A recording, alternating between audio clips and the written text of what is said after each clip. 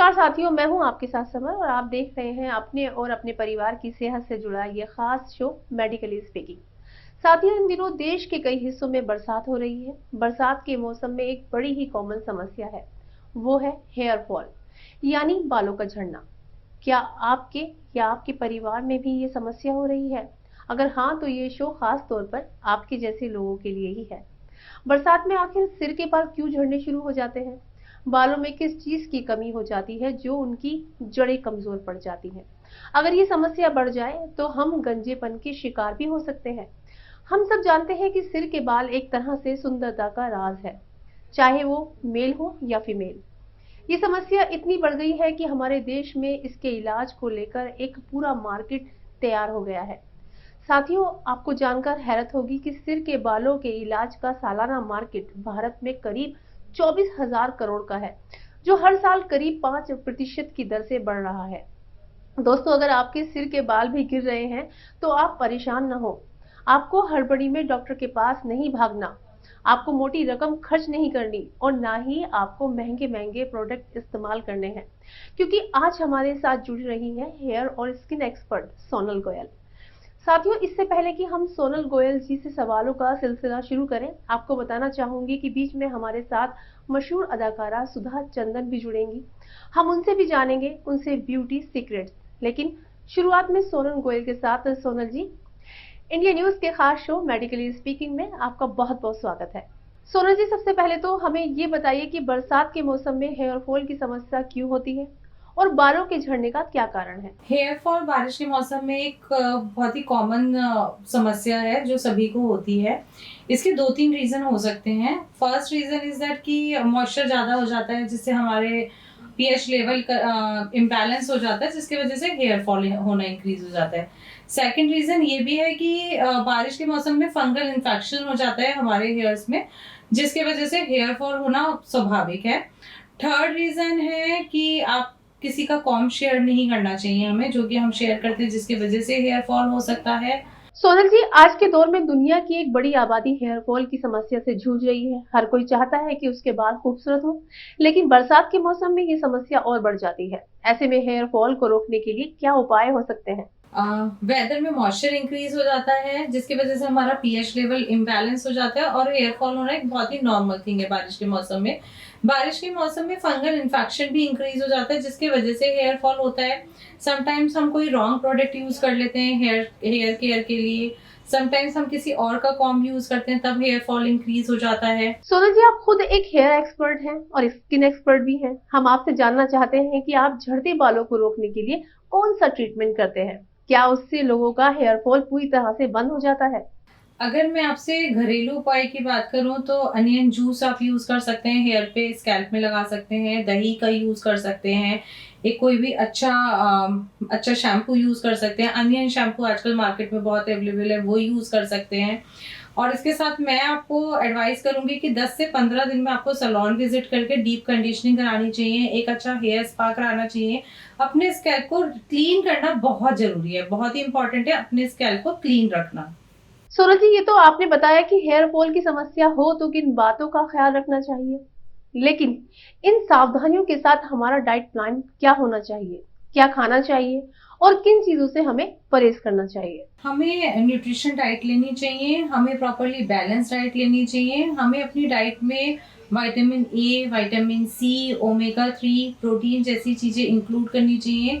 अगर हम nuts and berries include करते हैं that will be much much better, क्योंकि इसमें एंटीऑक्सीडेंट्स होते हैं, आपकी हेयर फॉल को कंट्रोल करने में बहुत हेल्पफुल हो जाता है। सोनल जी, जब लोगों के बाल झड़ते हैं तो कॉमन सा तरीका ये है कि लोग तेल से बालों की मसाज शुरू कर देते हैं। आप हमारे दर्शकों को ये बताइए कि क्या ये सही है? अगर बालों में तेल की मसाज की जाए तो कौन सा तेल ज्यादा बेहतर है? और लोगों को हफ्ते में कितनी बार ऑयल से मसाज करनी चाहिए ताकि उनके बालों की चमक बनी रहे? हेयर फॉल काफी टाइप का होता है। फर्स्टली तो मैं आपको यही एडवाइस करूंगी कि आपको किसी एक्सपर्ट की एडवाइस लेनी चाहिए, उसके पास जाकर अपना हेयर एनालाइज कराना चाहिए एंड देखना चाहिए कि हेयर फॉल स्कैल्प से हो रहा है या फिर ब्रेकेज है हेयर्स में। उसके अकॉर्डिंगली आपको ट्रीटमेंट प्लान करना चाहिए। एंड अगर आप ऑयलिंग की बात करते हैं तो मैं अपने अपने मतलब क्लाइंट्स को हमेशा यही सजेस्ट करती हूँ कि अगर ग्रीसी स्कैल्प है आपका तो प्लीज आप ऑयल यूज मत करिए, उसे और ऑयली मत बनाइए। अगर वो और ऑयली होता है तो हेयर फॉल और ज्यादा इंक्रीज हो जाता है। तो आप कर्ड यूज कर सकते हैं उसके लिए। अगर आपका स्कैल्प ड्राई है, फ्रीजी हेयर से आपके, तो उसके लिए आप एलोवेरा यूज कर सकते हैं घर पे। और सबसे बेस्ट तो यही है कि आप अपने एक्सपर्ट एडवाइस के लिए आप कभी भी हमारे पास आ सकते हैं। हम आपको इस हेयर एनालाइज करके प्रॉपरली गाइड करेंगे कि कौन सा आपका हेयर ट्रीटमेंट जाएगा या फिर कौन सा आपका shampoo conditioner best to best आपके हेयर्स को ट्रीट कर सकता है। सोनल जी, मार्केट में झड़ते बालों को रोकने के लिए कई तरह के हेयर पैक भी इस्तेमाल होते हैं। क्या आप भी ऐसे प्रोडक्ट इस्तेमाल करते हैं? अगर हाँ, तो उनके बारे में पूरी जानकारी आप हमारे दर्शकों को दीजिए। बहुत सारे तरीके के हेयर पैक होते हैं मार्केट में अवेलेबल, बट अगर मैं आपके होम केयर की बात करूं और आपके घर में से ही हेयर पैक की बात करूं तो मेरा एडवाइस यही होगा कि अगर ऑयली एंड ग्रीसी हेयर है और स्कैल्प बहुत ऑयली है आपका, तो मड पैक आप यूज कर सकते हैं। अगर आपका स्कैल्प ड्राई है तो आप अनियन एंड कर्ड को मिक्स करके हेयर पैक बना सकते हैं, उसे यूज कर सकते हैं।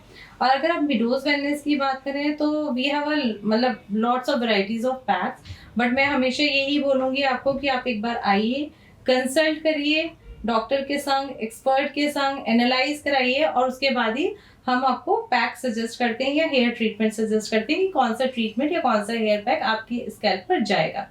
सोनल जी, अक्सर लोग कहते हैं कि केमिकल ट्रीटमेंट से जितना हो सके बचो। आखिर इसके नुकसान क्या हो सकते हैं और इस पर आपकी क्या राय है? आजकल पॉल्यूशन इतना ज़्यादा है तो केमिकल से बचना तो बहुत ही इम्पॉसिबल है।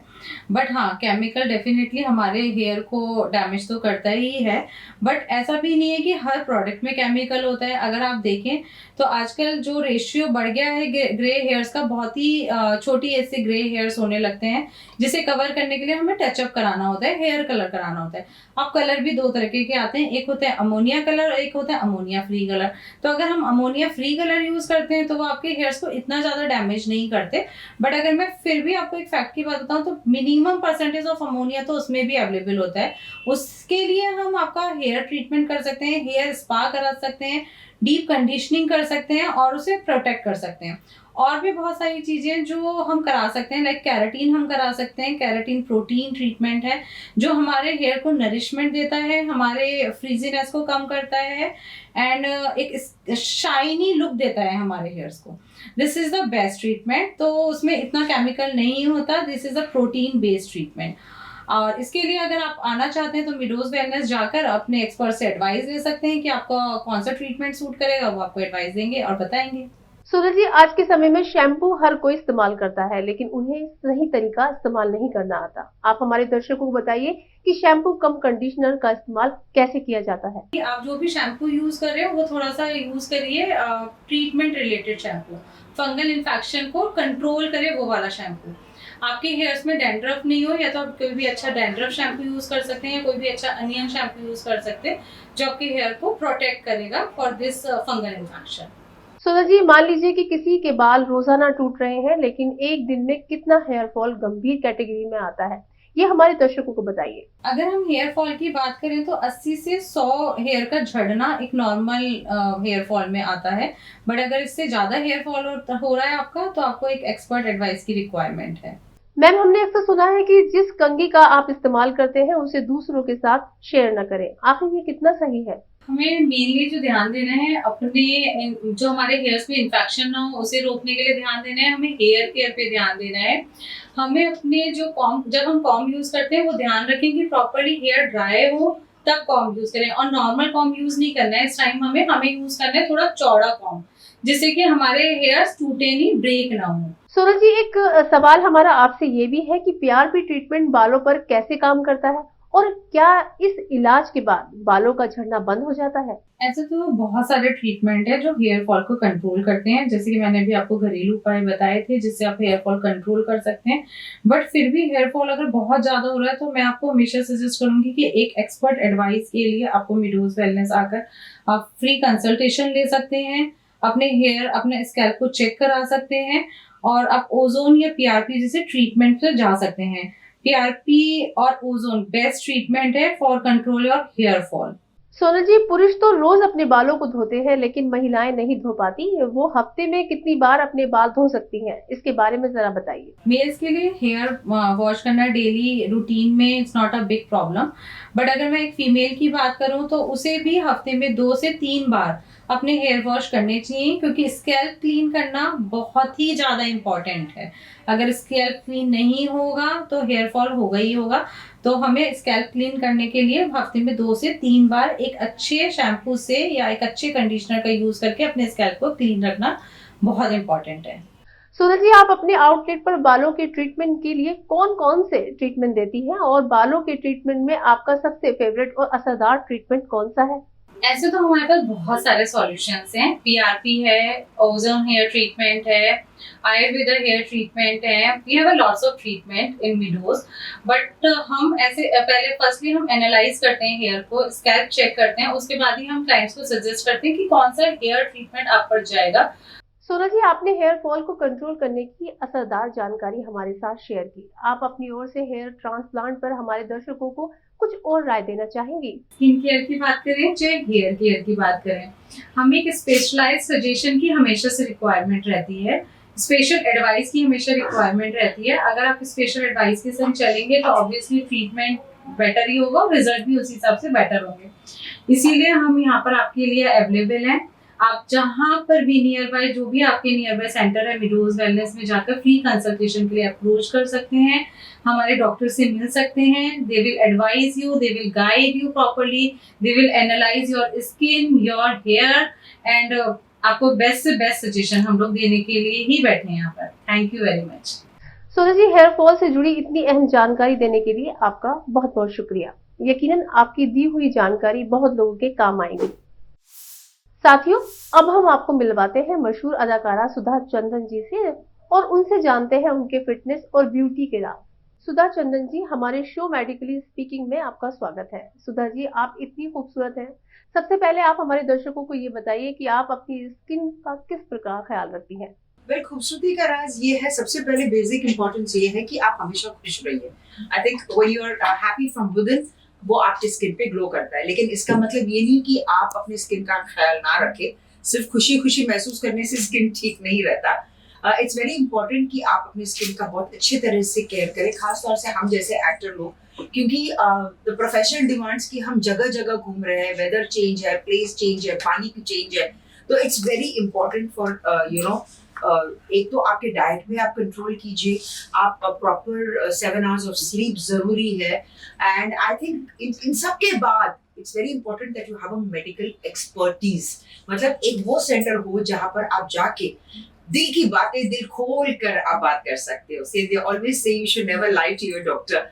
सो एक ऐसी जगह मैं आई हूँ, मेडोज वेलनेस क्लिनिक, जहाँ पर मैं आके अपने दिल अपना दुखड़ा रोती हूँ और कहती हूँ कि भैया ऐसी प्रॉब्लम है, वैसी प्रॉब्लम है, और वो हंसते हुए कहते हैं कि आप टेंशन क्यों ले रहे हैं, आप सही जगह आए हैं, we are there for you, मैं हूँ ना। सुधा चंदन जी, ब्यूटी और फिटनेस संबंधित कई सारे आउटलेट हैं, लेकिन आपने मेडोज को ही क्यों चुना? इसके बारे में जरा हमें बताइए। वो इसलिए क्योंकि आजकल हम बहुत होलिस्टिक अप्रोच की तरफ जा रहे हैं। बीट फूड, फूड में भी हम बहुत होलिस्टिक खाना खाने लगे हैं। सो जब आप अपना फूड कंज्यूम करते हो, जाहिर सी बात है कि वही आपके स्किन पे भी रिफ्लेक्ट करता है। It's very important that you have a holistic approach towards your skin too, और खास तौर से मेडोज में आपको वो एक होलिस्टिक अप्रोच मिलता है, because that's the way they treat your skin. And first thing they आपका वेट, आपका एज, आपके हर चीज, आपके लाइफस्टाइल, एक फुल ग्राफ वो आपसे पूछते हैं, and then they start treating you. और ये सिर्फ साइंस और टेक्नोलॉजी नहीं है। कहते हैं ना, Ayurveda is a very very important and integral part of our lifes. तो यहाँ पर एक सुपर कॉम्बिनेशन है, साइंस प्लस आयुर्वेदा। तो इसीलिए मैंने मेडोज को चुना है, बिकॉज कई बार ऐसा होता है कि साइंस एंड टेक्नोलॉजी की अपनी एक जगह है, but Ayurveda always has a very special place in our hearts. और हम बहुत डीप रूटेड है, और खासतौर से चूंकि मैं केरला से आती हूँ, तो मैं जानती हूँ कि आयुर्वेद का इम्पोर्टेंस क्या है। So I love this combination of science and Ayurveda.